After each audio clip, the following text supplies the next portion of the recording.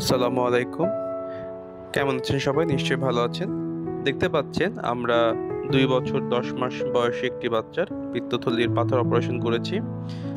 এই অপারেশন সাধারণত ওপেন এবং ল্যাপারোস্কোপিক ২ ভাবেই সম্পন্ন হয়ে থাকে। তো যেহেতু বয়স কম ছিল, আমরা ওপেন কোলিসিস্টেক্টমি করেছি।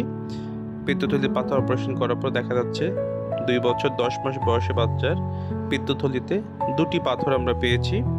একটি সাইজ 4 মিলিমিটার এবং একটি 2.5 মিলিমিটারের মতো ছিল ২টি পাথর।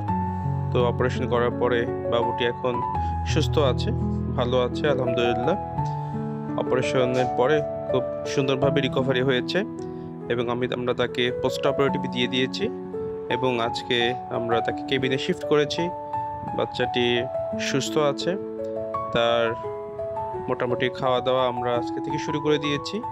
ইনশাআল্লাহ আস্তে আস্তে আমরা সলিডের দিকে যাব। সলিড খাবারও খাবে ইনশাআল্লাহ বাবু, এবং ইনশাআল্লাহ বাচ্চাটিকে আমরা ছুটি দিয়ে দিব।